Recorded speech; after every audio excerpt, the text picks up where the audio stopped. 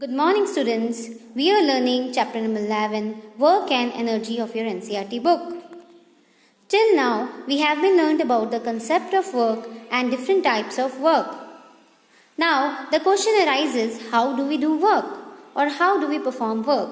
You can read page number 149 to 152, topic number 11.2 to 11.2.3 of your NCERT book, and the answer to this question we will find in the coming video.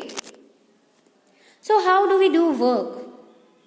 We perform work with the help of energy or by using energy. Now what is energy? How do we perform work with the help of energy, and what is energy? The energy of an object is its capacity for doing work. Every individual, every person has a capacity or ability of doing work. Some people can do more work because they have more capacity, while some people do less work because they have less capacity. So every person has different capacities for doing work. So energy is defined as the capacity or ability for doing work. Now, since energy is a physical quantity, the SI unit of energy is same as that of work. Means the SI unit of work was joule, and energy is defined as the capacity of doing work. So energy has also the same SI unit as that of work, that is joule. Let me define 1 joule. 1 joule is the energy required to do 1 joule of work. It means if we have to do 1 joule of work, then how much energy is required? 1 joule of energy. Now, bigger units of energy. The bigger units of energy is kilojoule. In 1 kilojoule, there are 1000 joules. And it is denoted by small k and capital J. Now, energy have different forms. It means we see a variety of forms of energy in our daily life. They are heat energy, light energy, electrical energy, chemical energy, mechanical energy, potential energy plus kinetic energy, etc. Now let us see some forms of energy. So here are the examples of some forms or types of energy we see in our daily life. So let us start with the thermal energy. When we cook food, what energy we are using is heat energy. That is, we supply heat or thermal energy and the food is cooked. Similarly, the fruits which are hanging on the tree have potential energy, and the fruit which is falling down the tree have kinetic energy. The energy in the stars, that is the sun, because sun is a star, so energy in the star is nuclear energy. The star burns up with the help of nuclear energy. Now, you can see a battery here. When we supply electrical energy to the battery, the bulb lights up. The bulb lights up. So here we use electrical energy. Electrical energy is also one form of energy. The last type of energy is magnetic energy. Magnetic energy is experienced by a magnet. There are still other forms of energy like sound energy and wind energy and water energy. You will study in your higher classes. So this was all about the forms of energy. Now let us study about the kinetic energy. What is kinetic energy? So every body in this world is either at rest or in motion. You have learnt about it the first chapter. You have learnt about this in the first chapter.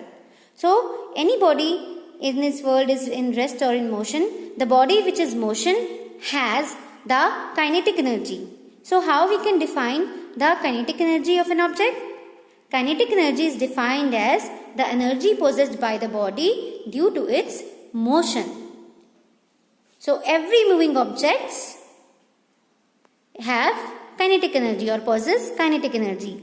Like a moving car, a car which is moving has kinetic energy. A falling coconut, a speeding car a flying aircraft, flowing water, blowing wind, a running athlete, all possess kinetic energy.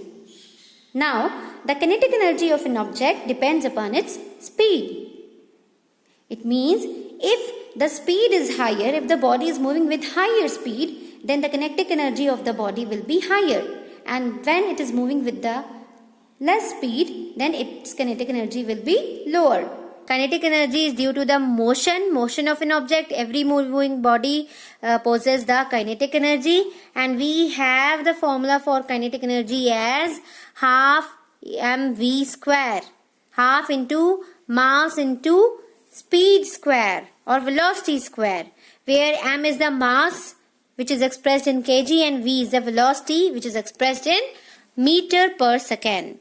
So kinetic energy equals to half mv square. If the question arises on what factors does the kinetic energy of an object depends, then you will write the kinetic energy of an object depends upon the mass of a body and the velocity with which it is moving.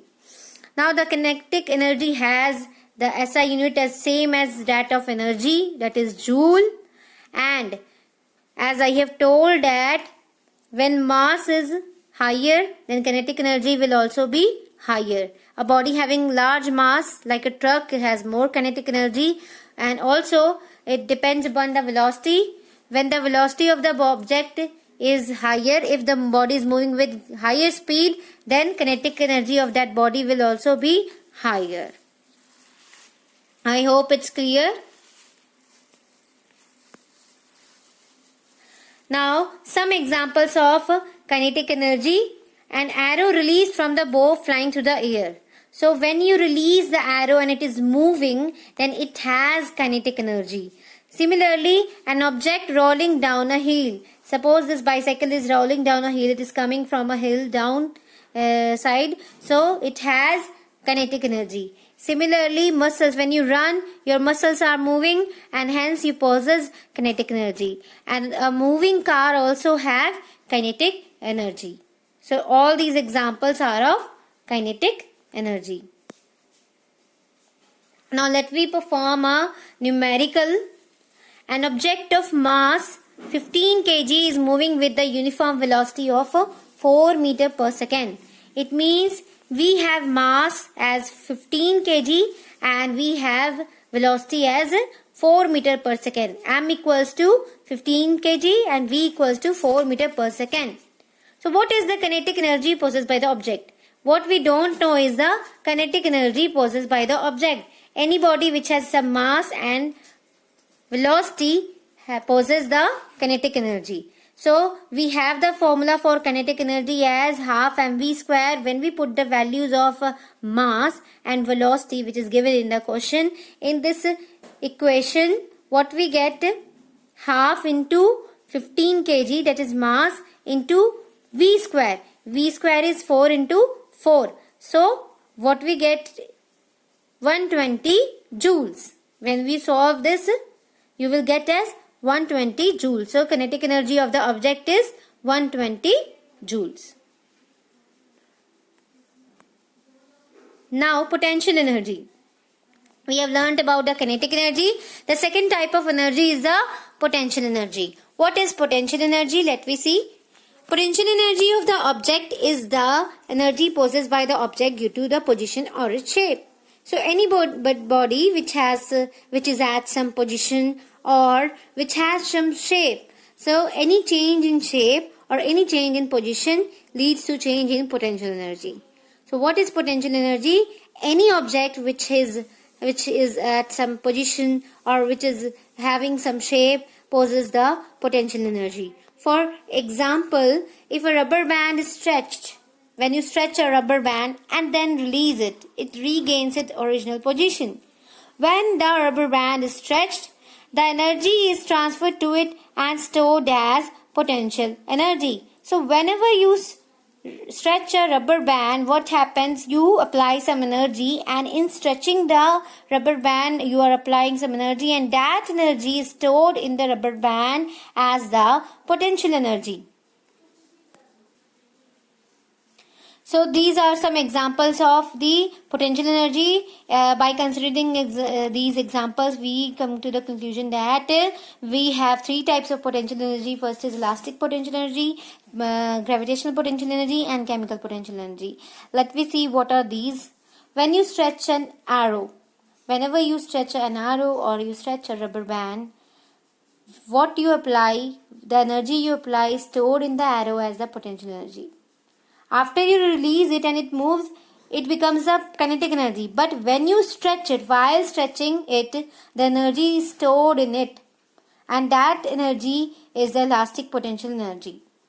Similarly, whenever a body is at some height from the ground, like when this person goes above the ground in the air with this parachute, it has the energy known as gravitational potential energy. So any object which is at some height from the ground, like we have the water tank on your roof of your house, and that water tank has gravitational potential energy due to its height.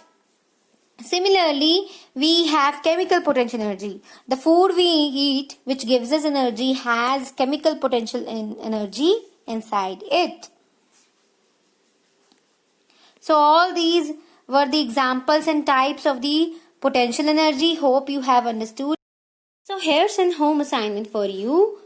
You have to solve the given questions of your NCERT book and your worksheet, and you have to read page number 149 to 152, topic number 11.2 to 11.2.3 for better understanding of the chapter. Next day we will learn about the potential energy of an object raised to a given height. Till then, take care and thank you.